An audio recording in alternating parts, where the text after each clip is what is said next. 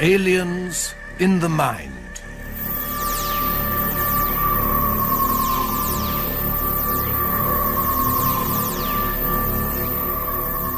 Co-starring Vincent Price as Curtis Lark and Peter Cushing as John Cornelius.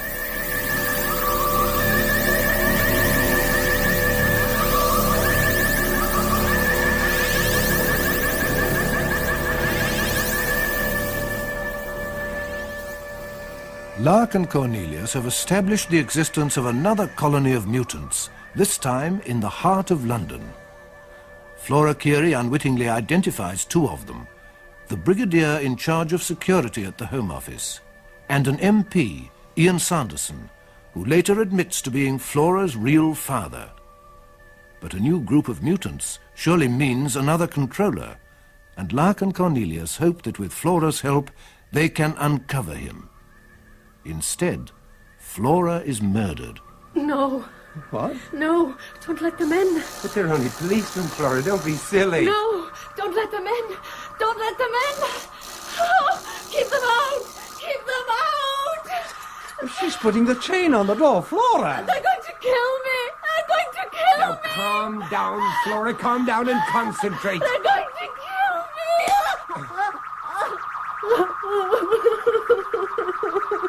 Now, listen to me, Flora. They can't kill you if you want them to go away. Now, will them to go away. I can't. Make them go away, Flora. I can't. Oh, come on. You can do it if you want to. I can't. I can't. I won't go. Flora, try. I am trying. Come on, Flora. It's not working. Come on. It's not working. They're going to kill me. Get down, Flora. Get down. Now, keep down, Flora. Don't move. Flora, are you all right? Flora. What? Flora's dead. I can't believe it. Such a waste. Yes, John. But now you have to believe that there is another controller. Right here. In London. Part 5. Genetic Revelations.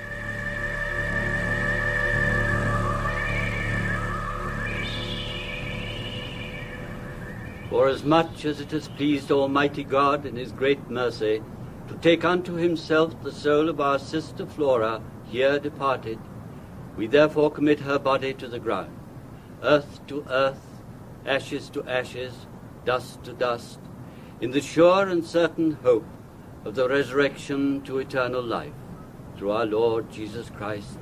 Amen. Amen. Amen.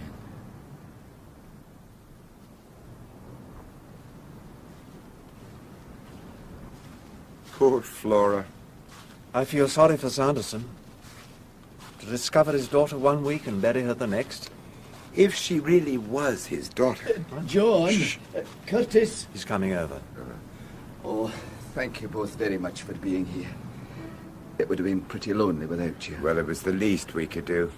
She had no other friends here in London. Not much of a send-off, was it? Just the three of us. It would have been different on Luig. Yes. She really belonged to that island. Poor Flora. She didn't even know why she died, did she? Or did she? Well, Well, damn it, I've a right to know. And you both know more than you've ever let on. Ian, why don't you come back to my place and have a drink with us? Aye, all right. I will. Refill? Aye, thank you. Curtis? No, thanks. I'm fine for the moment. So it looks as if Flora's murder was not the first. What you're saying is that her mother was murdered too? Yes. I'm afraid so. And you're convinced that the shock of that event was sufficient to unhinge the poor girl? Yes. And but for that, she would have become aware of her own power over these so-called mutants on Luig? Yes, that's right. But we know now it's not limited to Luig. Quite a number of them are established here in London. With a controller behind them. An unknown controller, what's more. It seems incredible to me. Are you sure? Really sure of your facts? Positively. Do you know the names of these mutants? Well, Ian, we're looking at one right now. You. Me? You mean I? We're sorry. Truly sorry. Ach, you're crazy. Out of your minds, both of you. Can you explain why else you would walk into a psychiatrist's consulting room and just lead Flora away? Me? Yes, you knocked him unconscious with your walking cane and you manhandled his assistant. And then you just left Flora in the street as if she were a total stranger. It's not true. It's just not possible. I'm afraid it is, Ian. That same psychiatrist was here with us in this very apartment when you did the whole thing over again. We saw you. I've no recollection of doing any of those things. Absolutely none. That's par for the course. They were actions motivated not by your own thought processes, but by Flora's. That's why you don't remember them. You see, you simply obey them blindly. But why was I the only one? Why didn't any of the other mutants respond to her signals? Well, you were probably the only one within range. We think a mile is the limit this power can carry. At least that's been our experience. I wouldn't mind another scotch now, John. May I? Oh, please, help yourself. Oh, thank you. I feel dirty somehow. It's as though my mind had been raped. It's not a nice feeling, not being able to call your mind your own. We had to tell you. Oh, aye, I realise that, but... Well, it's ruined my career, of course. Wiped out everything I'd ever hoped to achieve. Oh, no, that may not necessarily be true, Ian. You see, you are the first mutant to know that he's a mutant. I'm sorry to use that word, but... Oh, there's no other way to put it, is there? No. Go on. Well, now you know what is being done to you. You may at least be aware of the actions you have taken and be able to counter them in some way. It is possible, Ian. Aye, well, I hope you're both right. And it could be of immense value to us. You see, we don't know who your controller is. The one who ordered Flora's death? Yes. And we must uncover him. I don't think we can do that without your help. Aye. I should like to uncover him. I should like that very much indeed. Good. Then let's start by asking if you are really quite sure that Flora was your daughter. Yes, of course, aren't you? Are you positive Flora didn't put the idea into your head, quite literally? Oh, the thought never crossed my mind. Oh, it's going to take me a little while to grasp the full potential of this phenomenon, I can see. Yes, it is rather frightening, I must admit. Did Flora put the idea into my mind? That's an ingenious idea, Curtis. But no, definitely no. No, I knew Flora Keiry was my child before she was even born. It was the reason that I had to stop seeing her mother. I had to let Flora be passed off as Angus Keiry's daughter.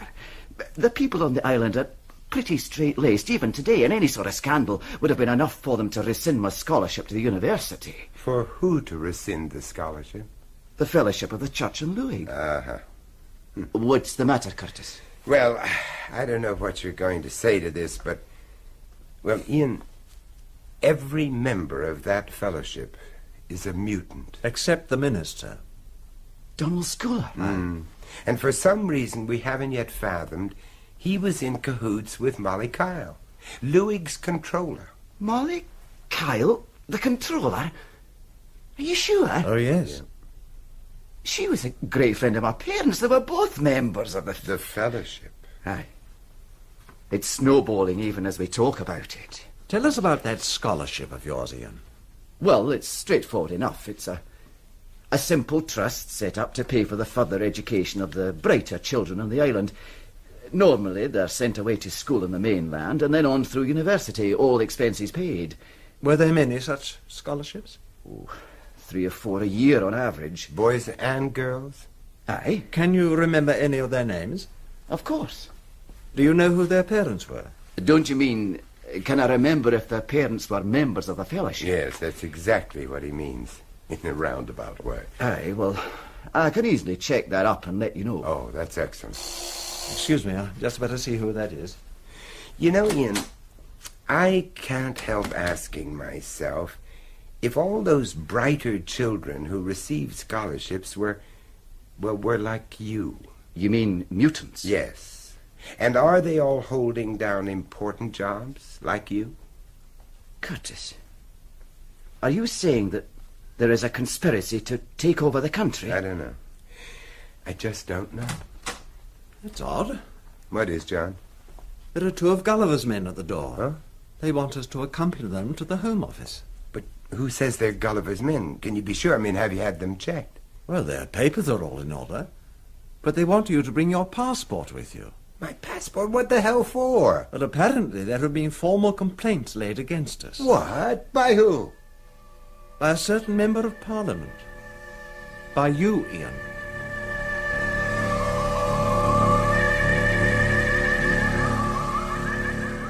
It is my duty to inform you, Professor Lark, that as a result of formal complaints laid against you, Her Majesty's government regrets that it has no alternative but to invite you to leave the country within 72 hours. What? I must ask you to surrender your passport. It will, of course, be returned to you at your point of departure when you finally leave the country. I must protest, sir. I protest in the strongest possible terms. You are in no position to protest, Mr. Cornelius. Your own activities appear to have brought you perilously close to breaking the Official Secrets Act as it is. Official Secrets Act? Not to mention your own code of medical practice. Or do you call it medical ethics these days? Ethics? What on earth are you talking about, man? In your particular case, Mr. Cornelius, I would have thought it unethical in the extreme for a brain surgeon to publicize the name of a patient in the national press, especially when that patient is a senior government official holding a politically sensitive appointment. You can't mean Ian Sanderson. I mean Brigadier Sherman, sir. Who? Oh, you remember, John, that gold-braided blimp who came blundering into Gulliver's office? Oh, him. Well, in that case, sir, I can state without fear of contradiction that Brigadier Sherman is not, repeat, not, one of my patients and never has been. That only compounds the situation as far as I can see. But I don't even know the man. Only laid eyes on him once in my life. Oh, forget it, John, forget it. They've got the drop on us. Your passport, Professor Lark, if you please. All right, there, take it. Thank you. Here's your receipt. This is preposterous. I warn you, sir. I intend to take this matter to the highest possible authority. I assure you, Mr. Cornelius, this matter has already been to the highest possible authority. We've been well and truly set up, John. We've just got to grin and bear it. I don't know whether you gentlemen were hoping to perpetrate some sort of political hoax, but I'm bound to advise you that the allegations you've made against Mr. Ian Sanderson are so vicious as to invite legal action on the most stringent terms. Were they not so outrageous, so impossible as to read like something, like... Science fiction. Precisely. Not so long ago, they were saying the same thing about getting a man to the moon. I'll get Major Manson to see you out. Yes, sir. Oh, Manson, perhaps you'll be good enough to escort these gentlemen safely out of the building. Certainly, sir. This way, gentlemen. Thank you. 72 hours, Professor, that's all. And please be so kind as to advise us of your time and place of departure. Pompous idiot. Cool it, John. You'll burst a blood vessel. Well, I ask you. This way.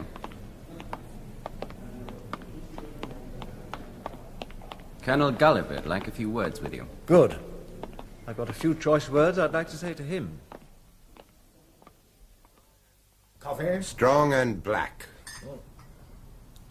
There you are. Thank you. Cornelius? Same for me, if you please. Sugar? Please. Yes, I'm sorry about all that. So you damn well should be. Thanks. Oh, what else can I do? Once Ian Sanderson's complaint came in, the fat was in the fire. I find it a little surprising, to say the least. This morning I felt sure he was on our side. I think he may well be. He phoned as soon as you'd been picked up. I don't know where he got my name from. From us. He almost certainly heard John say it was your men at the door. Anyway, he told me he hadn't laid a complaint against either of you. He suggested the whole thing was either a mistake or at least a misunderstanding. Well, we still can't afford to take Ian for granted, John. He may want to be on our side, but he's still a mutant. You think he might have been under orders to make that complaint? Almost certainly. The interesting part is that he seems to have pieced it all together when we were picked up and reacted accordingly. Just as you hoped he would. Well, at least it's a hopeful sign. Yes. Now, what about this ridiculous newspaper story, Colonel? That really has put the cat among the pigeons. Yes, I'm sorry about that, too. I'll be lucky if I'm not hauled up before the BMA for that little nonsense. And what about me, being booted out of the country like an enemy alien? Well, that was something I hadn't foreseen, I must admit. Do I understand you correctly, Colonel? I should think so, Professor. You're nobody's fool. It was you who gave that story to the press? Yes. But why? Quite simply because I happen to believe your story 100%. I also believe that the two men who killed Flora were almost certainly mutants acting under orders. Under whose orders? That's the point, isn't it, Professor? But before I could come to grips with that, I had to deal with another problem much closer to home. Brigadier Sherman? Yes. Sherman is the head of this department, and my immediate superior. And a mutant. Undeniably. And quite possibly acting under orders, even here, in this building. If this investigation was to get anywhere, I had to get rid of the Brigadier. I don't see how leaking the story to the press can help. Well, it brings the investigation out into the open, Curtis, into what is called public domain. More than that, it pinpoints Sherman as the key figure in what could be a very embarrassing front-page story. And how have your lords and masters reacted so far to this devious scheme of yours? Brigadier Sherman, even now, is en route for the south of France for a period of indefinite leave pending a full investigation. And I'm in charge of that investigation. Congratulations. And I am to be deported. More congratulations. Relax, Professor. I've already made application for that order to be rescinded. Do I get my passport back? Not until I've completed my inquiries. I'm afraid I just can't allow you to leave the country. And to think Britain used to be called the cradle of democracy. That was Greece, dear boy.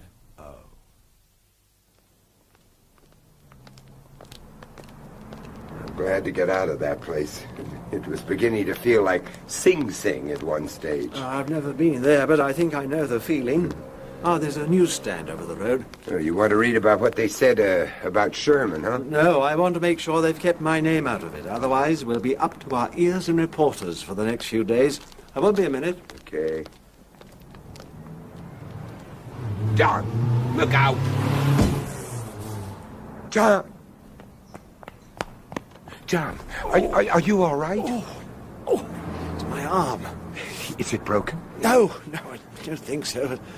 Oh, that damn driver could have killed me. Oh, well, that was almost certainly his intention. Oh, you serious, dear boy? You bet I'm serious. Me in America and you in the hospital or worse?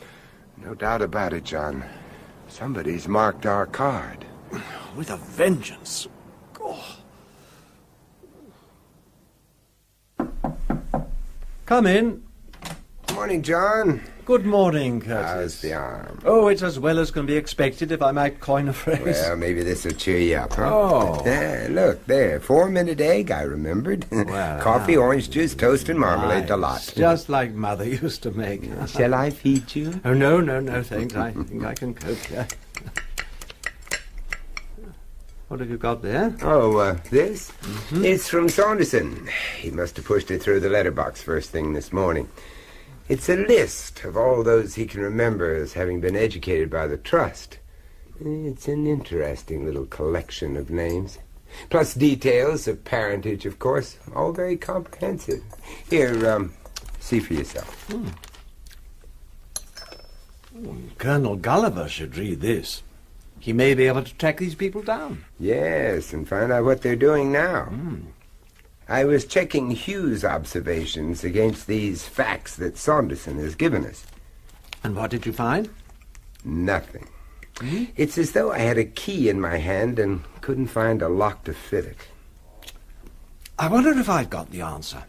What's that? I couldn't sleep much last night. This wretched arm kept me awake. And the strange thing was, I couldn't get Flora's mother out of my mind. Flora's mother? But why, huh? Well, according to Flora, her mother was murdered by Mollychile because she had begotten Flora in sin, as she put it. Yeah, with the young Ian Sanderson. Yes. Well, now, why would Molly Kyle suddenly punish a mutant for something they'd done 13 or 14 years before? Perhaps she'd only just found out. But how? And who could have told her? Only Ian Sanderson and Flora's mother knew the secret. He had left the island, and she would never have risked breaking up her marriage. Not after 13 years, certainly. Then the answer must have been Flora herself. Exactly. And when Flora suddenly started developing into a controller... It must have given our Molly one hell of a shock. To put it mildly. And what's more, Molly would have known instantly how it had happened. Yeah. What do you know about Flora's assumed father, Angus Keiry? Well, he wasn't a mutant, but his father was. Ah. Oh, where does Sanderson say that? He doesn't. Huh? I marked all the passages in Hugh's notebook that refer to Flora. Here, look, see? Good. Then what about Flora's mother? Well, just a minute. Let's see. No, both her parents were mutants. And so were Sanderson's. He told us that himself. All right, so we have a working hypothesis. A controller is born out of the union of two mutants, and the parents of both of them must be mutants too. Oh, we may have to go back even further than that, John. We can't be sure. I know, but it's enough to be getting on with, surely. Okay. There are half a dozen names on this list who have two mutant parents. And a lot of their grandparents will be dead by now, so we can't check them out. Exactly. So any one of these could be a controller. John, supposing none of them were controllers. Oh, come on, Curtis. There must be two whole generations here. There has to be at least one controller. If not, where else do we find him? That's the big question, John. And the answer gives me a feeling like hairy-legged spiders crawling over my scalp. As in this country, we call that dandruff. Uh-oh. You know, for a so-called upright Englishman, you spend an awful lot of your time burbling on your backside. Well, I have a poorly arm, and I had to enjoy this delicious breakfast which you prepared for me with such loving care. Well, you finished it now, so Yes. You've absolutely no excuse for staying in bed any longer. Come on now, get up. All right. And let's go over to Sanderson's place. It's important, John. Come on. Can I offer you something? Tea? Coffee? Not for me, thank you. I've had breakfast in bed. Well, what is it that brings you here in such a hurry? We want some information from you. About this educational trust. Oh, aye. Yeah, where was it administered? On Luig, of course, Curtis, by the fellowship. No. That's where the beneficiaries are, where the scholarships are awarded. We want to know where the money is. It can't just be suspended in space. I mean, someone has to be responsible for it, for its investment, for collecting and distributing the interest. If we could find out who does that... We'll be getting much closer to the truth. Aye, well, it's administered here in London by a small merchant bank. I should know because I'm a member of its board of directors. You are? Well, what are we waiting for? Well, if it'll help, I'll make an appointment for you to meet the bank's chairman. Well, fine. Well, on our way, we might as well drop in at the Home Office and leave that list of names with Colonel Gulliver. Oh, by the by, Yeah? if you'd care to come and look out of the window. Look, down there. See that man in a dark jacket and pinstripe trousers? And what about him? Well, he's been there for 2.5 hours. I just thought it rather strange. Ah, it might be one of Gulliver's men. On the other hand, it might not. Anyway, if he follows us to the bank, I think we'd be justified in asking him for his account number.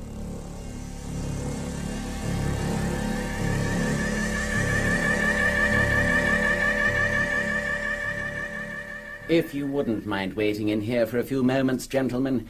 Sir Graham McCudden has someone with him at the moment, but he ought to be free directly. Thank you. Thanks. Oh, I hate having this floor-to-ceiling glass all round. So do I. Makes me feel like a goldfish in a bowl. Or a germ under a microscope. Oh, really, Curtis, you have an uncanny knack of lowering the tone of any conversation. Well, it can often be quite beneficial to get back to basics. Oh, dear, you're obviously about to expound another of your extraordinary theories. Oh, wily Uncle Cornelius. Get on with it, then. You know, it just dawned on me that we've been looking at this education trust as something which has developed quite naturally out of the situation on Luig. I thought we were all agreed on that. What, from one tiny island? A few hundred simple, hard-working, God-fearing crofters organizing this fellowship, this education trust? Oh, it's all too much, John. It's far too much. But what's the alternative? That Luig may have started as an accident of nature, but it has been deliberately built up, exploited, for the sole purpose of producing mutants who can be groomed for high office, like Ian here, or Brigadier Sherman. And half the names on Ian's list, I shouldn't be surprised. Right. You mean it's been set up like a sort of mutant breeder unit? More like a stud farm. Oh, it's horrible. Yes, especially when you think of Molly Kyle and the Reverend Donal Scoular as the farmers. Farm managers, more likely. Now, if you're right, then the real villains, the masterminds of this business, are hiding behind the facade of this merchant bank. All this plate glass opulence around us. Excuse me, gentlemen. Sir Graham is free to see you now. If you'd kindly care to step this way. Oh, just a minute. Who was that who just came out? That was Sir Graham's last appointment, sir. The Reverend Donal Scoular. There he is now, sir, just going towards the main door. Do you know him by any chance? Oh, yes.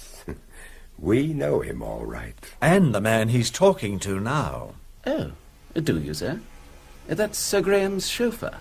But he's the man who has been waiting outside my flat for 2.5 hours. And sure as hell he wasn't waiting for a bus.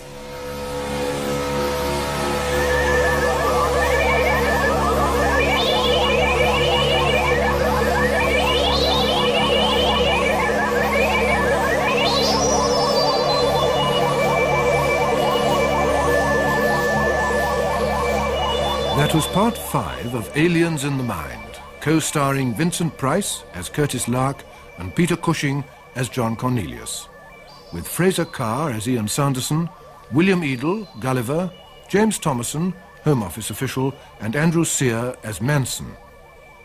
Aliens in the Mind was written by René Basilico from an idea by Robert Holmes. Production by John Dias.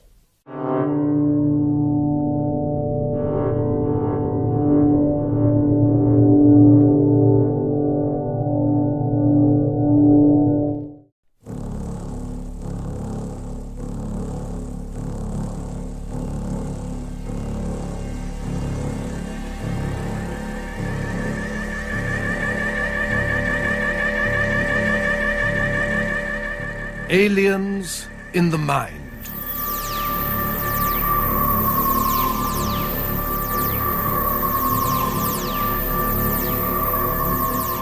Co-starring Vincent Price as Curtis Lark and Peter Cushing as John Cornelius.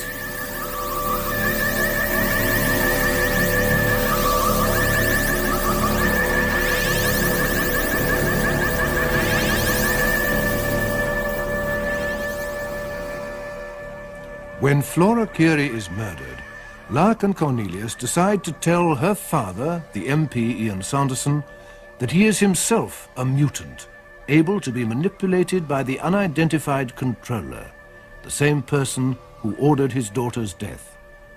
Shocked and horrified, Sanderson agrees to help them trace the organization back to its source. Their search finally leads them to an educational trust with headquarters at a merchant bank in the city. We've been looking at this education trust as something which has developed quite naturally out of the situation on Luig.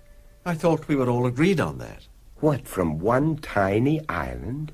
A few hundred simple, hard-working, God-fearing crofters organizing this fellowship, this education trust? But what's the alternative?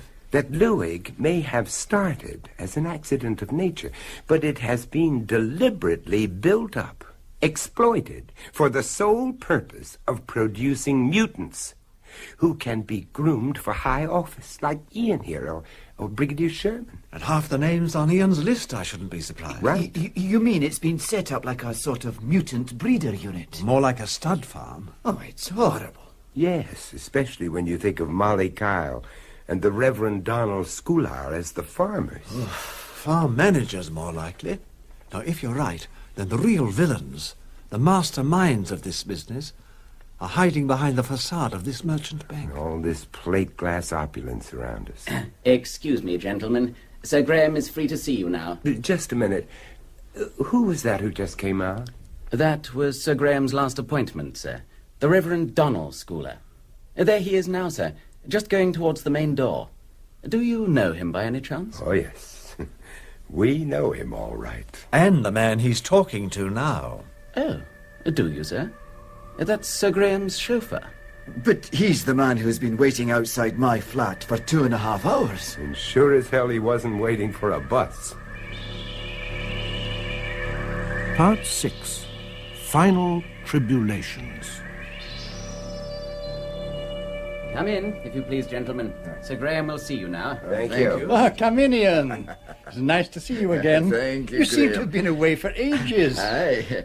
Graham, may I introduce John Cornelius, the eminent brain surgeon, Mr. Cornelius. It's good of you to see us, Sir Graham. and Professor Curtis Lark. Professor. Hello, sir.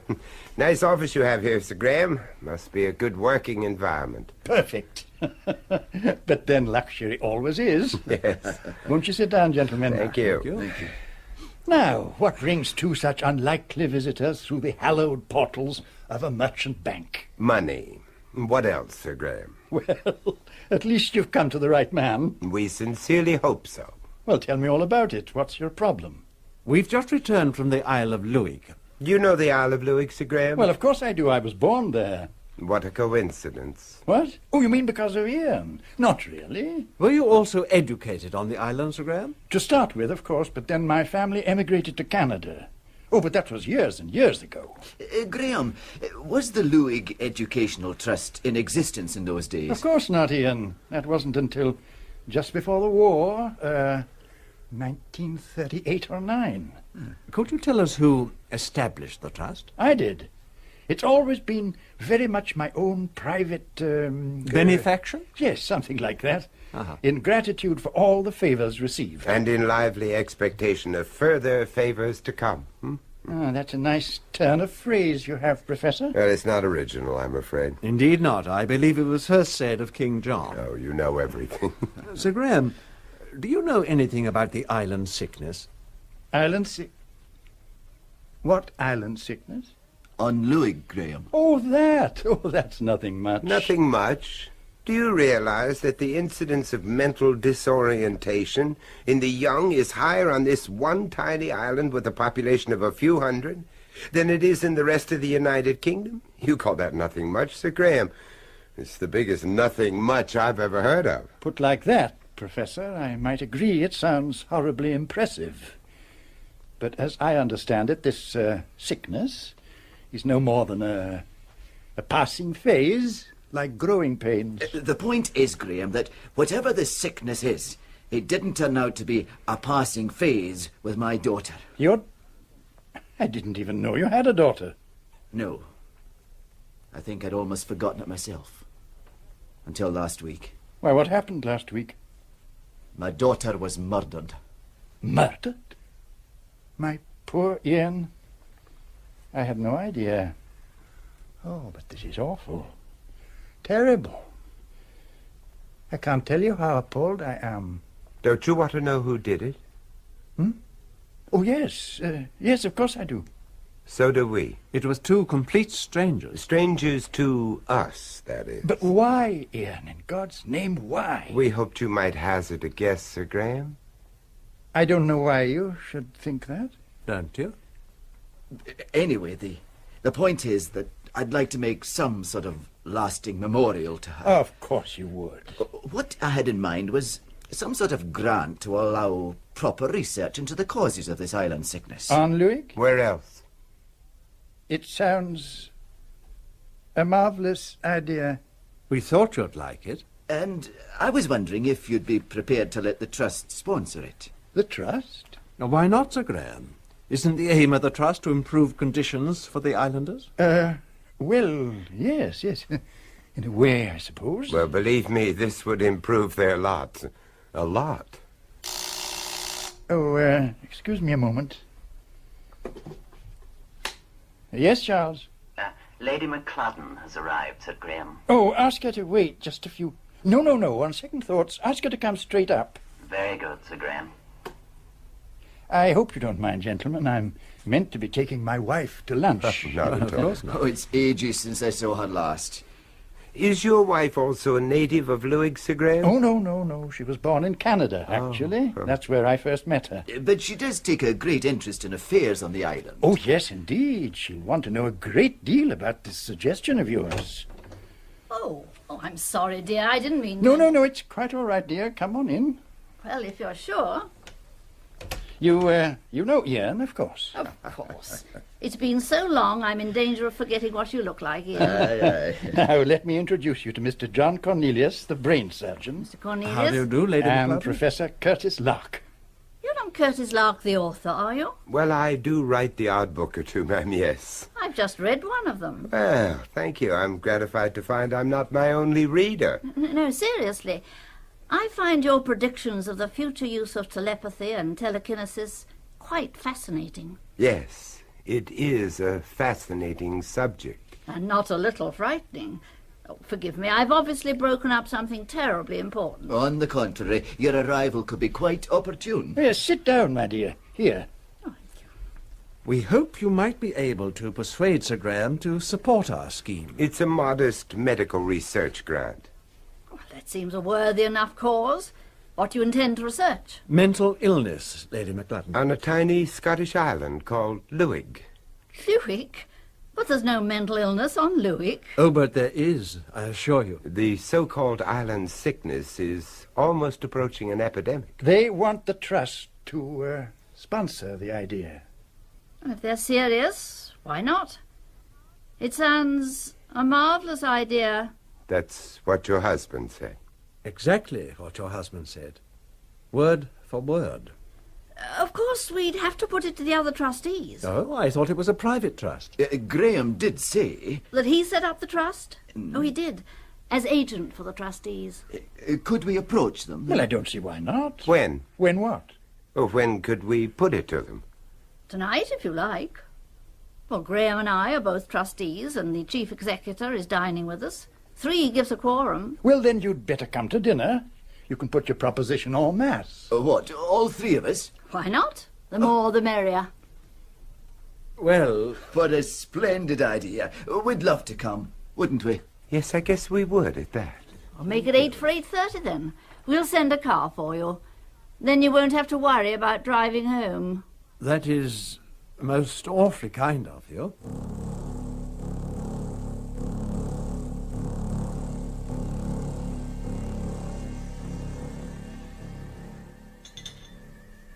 Drink, Curtis? No, thanks. I want to have that wide-awake feeling all evening. You have a suspicious mind, dear boy. I don't expect it'll be anything but a perfectly ordinary dinner party. Yes, except that we could find ourselves playing footsie with a controller. You think it's McClellan, don't you? Well, I don't know. But it's not a bad position for a controller to be in, now is it? I mean, head of a merchant bank, finger in every pie, pulling every string. Sounds awfully messy. It sounds terribly legitimate. What better front could a controller have? You're right about that. Every snippet of information in the right hands could be worth $1 million. Don't you have pounds over here anymore? Oh, yes. But they're not the same as those we used to know and love. How does my bow tie look? Terrible and tired. Why did you buy a clip-on like mine? Oh, that's most uncivilized. Besides, I'd be terrified of it falling into the soup. Well, it might improve the taste. Now, who on earth's that? Want me to get it? No, I'll go. All right, I'm coming. Oh, Major Manson. May I come in? Yes, of course. Go straight through to the Phew, drawing. the smell of camphor. It's Major Manson. Good evening, Professor. Oh, good evening, Major. Will you join me in a drink? Scotch. Straight? A little water, please. Okay. I thought you weren't going to drink tonight, Curtis. Well, I changed my mind. This monkey suit of mine smells so much of mothballs it's making my eyes water. You should give that jacket a good brush. Does that get rid of the smell? No, but it scares the hell out of the moths. I say. Never mind us, Major. You are, Major, and here's to you. Cheers. Why don't you take the weight off your feet and tell us the news? Well, you've certainly stirred up a hornet's nest. Colonel Gulliver's with the Home Secretary now. Well, I'm glad to see someone's taking us seriously. He's taking the whole show very seriously indeed. regards it as a full-scale attempt to subvert the government of this country. Yeah, but the question is, who by? Perhaps we'll find out at dinner tonight. Excuse me. Find out what? Who's behind it all?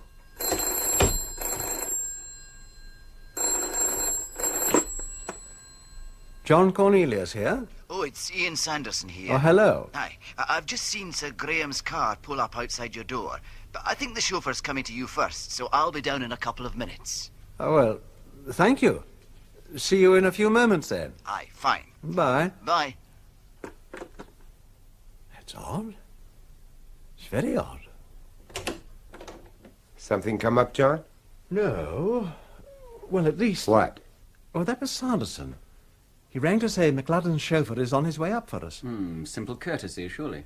Well, I don't know. He warned us once before, didn't he, Curtis? Yes, you're right. When Flora got killed. You think he's trying to warn you again? It's possible.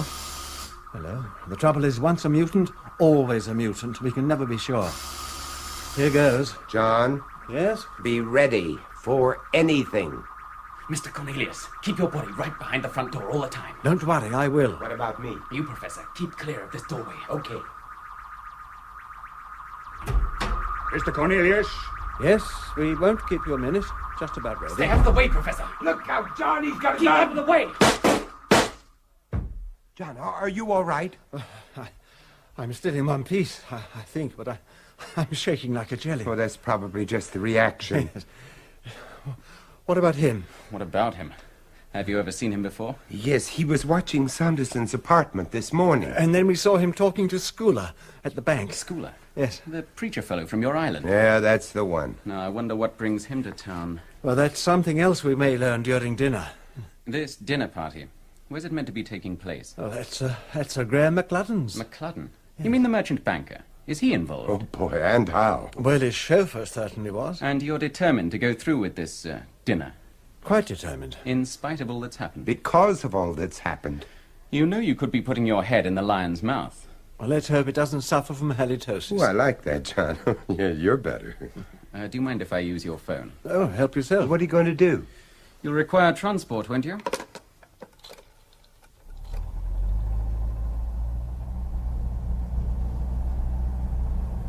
But where's Sir Graham's chauffeur? Oh, what's happened to him? Why don't you tell us? We were actually ready when you phoned.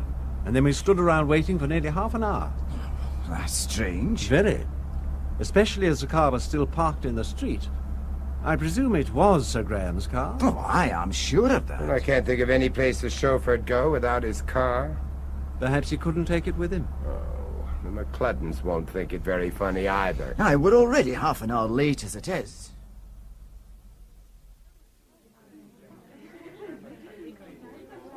Mr. Ian Sanderson, Mr. John Cornelius, and Professor Curtis Lark.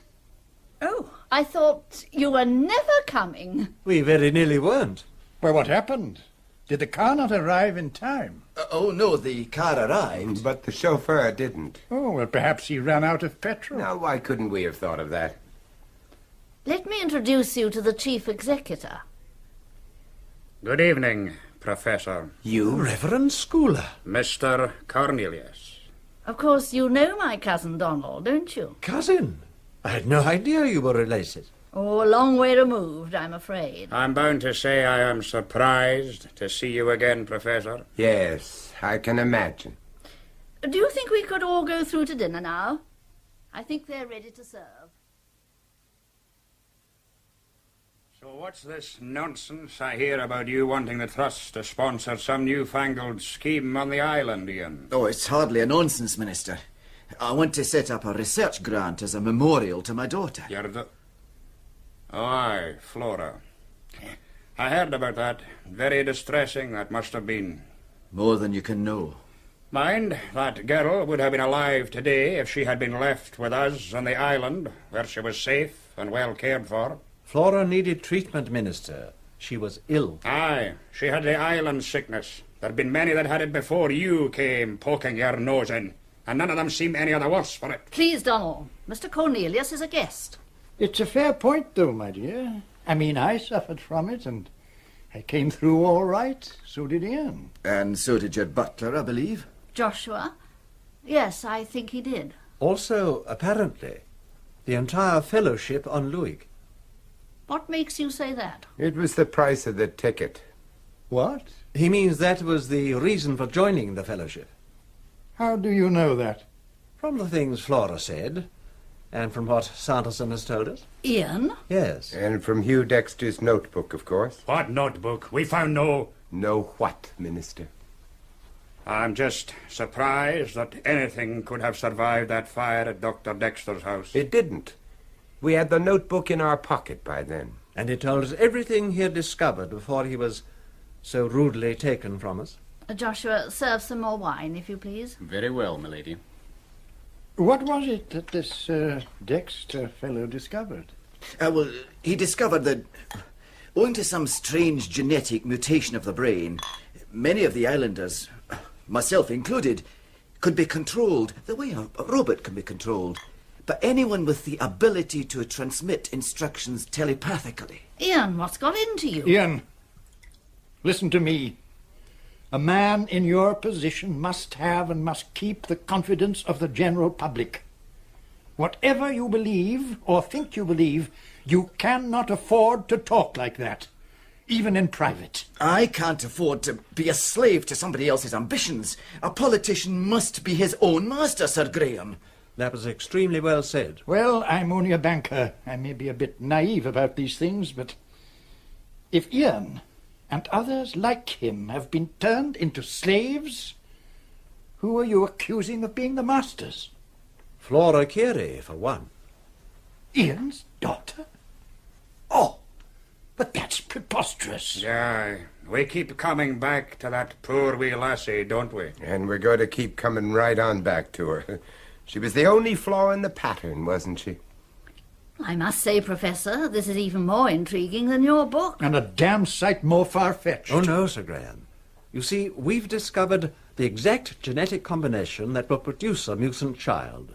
A slave, as you call it. What we don't know is the exact genetic combination that produces an infant controller, one of your masters. We were hoping one of you would enlighten us. Why us? Well, I suggest you direct that question to someone who breeds thoroughbreds. It's not so far removed, Sir Graham. We are talking about another form of selective breeding. Very selective, and to the point of not pairing people who might produce unwanted controllers, like Flora Keiry. Only her mother ruined everything by having an affair with Ian. I've never heard such nonsense. I told you, Graham. It's not nonsense, and you both know it. In the end, it was the reason Flora had to be killed.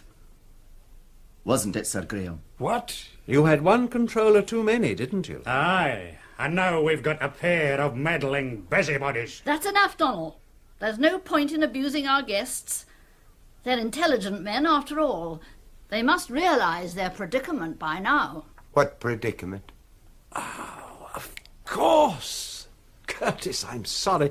I should have realized. You should indeed, Mr. Cornelius. Aye, with all your fancy training, and you couldn't work out that it might be another woman.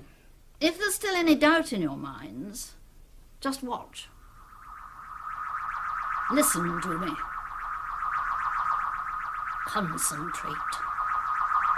Concentrate. Look around you, gentlemen. Ian Sanderson, my husband, the butler. Aye, and a whole house full of servants besides. Look at them carefully. Don't you notice something strange? Their blank looks. Not one of them has a thought in his head except to carry out my instructions. Lady McLudden? Who'd have thought it? Well, you should have done, especially after Flora and my sister. Your sister? Molly Kyle. Molly Kyle was your sister? What were you trying to do, Minister? Keep it in the family? Aye, something like that, Professor. Huh. And you were just riding on her coattails. Power by proxy. It figures. Pity you didn't figure it earlier, then. That was your big mistake, Professor. What do you intend to do with us, Lady McLudden? Well, I have only to will that you should be taken out and killed. And you will be. With a chorus of zombies chanting, "Kill him, kill him." No, they don't have to chant. You can have it in complete silence, if you like. Could we have them praying for our eternal souls just to keep the minister happy? The time for the wisecracks is well past, Professor. Outside now. And please, let's not have any unpleasantness. It would be such a pity to ruin such a delightful and informative evening. Oh, yes, of course, and blood stains are so rough on the carpets. Precisely, Professor. I knew you'd understand. Perhaps you would precede us into the garden, please?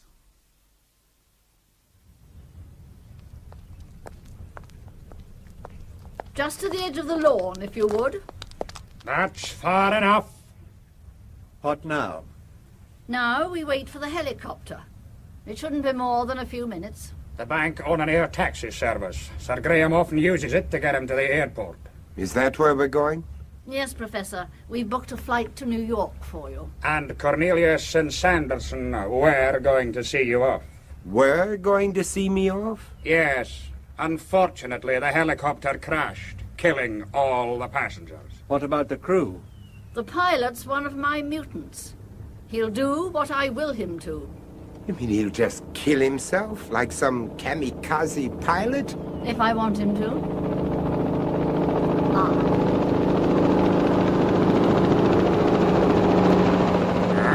Right on time. It's no good looking round, Professor. There's no way out.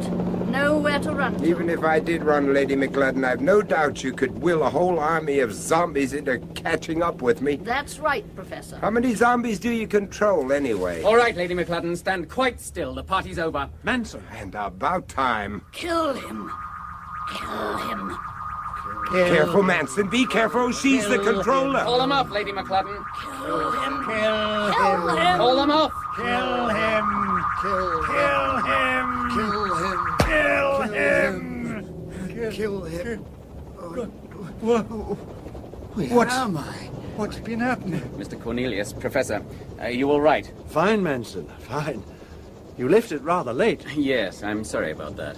My wife. My wife. What's happened to her? Caroline is dead, Graham. They have killed her. What? Oh, no. Caroline, my dear. Damn you, Lark. Damn your interfering eyes. Look out, Scoular! I half expected he would have a gun. Rather hoped he would, actually. What about Lady McLudden? She was unarmed. But why should she bother with the gun when she had a whole army of instant zombies at her command? That's what I was thinking. Well, I suppose that's the end of this business. Is it? Aye, except for picking up the pieces on Luig, I mean. Perhaps you'd allow me to look after that. You? Obviously, I can't continue in politics. I'm too big a security risk to ever achieve high office. And that's what it's really all about, isn't Can't you stay on the back bench? Oh, no, I don't think so. I'd keep remembering my ambitions. It'd hurt too much. No, I'd rather do something useful back home in Luig for a while. Until I can think it over. What about Sir Graham? Poor man, I don't think he understands what's going on. I'm not surprised. It'll take quite a lot of explaining, believe me. Yes, Ian. And you might be the best person to do it. Aye, I'll try. Now, what about you, John? What will you do?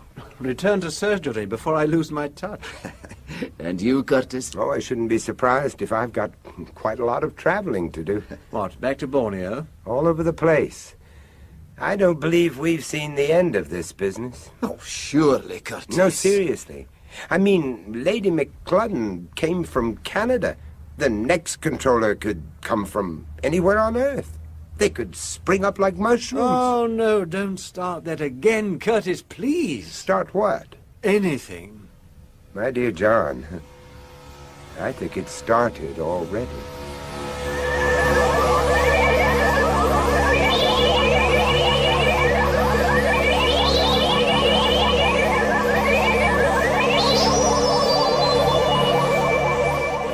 That was the final episode of Aliens in the Mind, co-starring Vincent Price as Curtis Lark and Peter Cushing as John Cornelius, with Richard Hurndall as Sir Graham McLudden, Joan Benham, Lady McLudden, Fraser Kerr, Ian Sanderson, Henry Stamper, Donal Scoular, and Andrew Sear as Manson. Electronic effects for the series were by Chris Jenkins. Aliens in the Mind was written by René Basilico from an idea by Robert Holmes. Production by John Dias.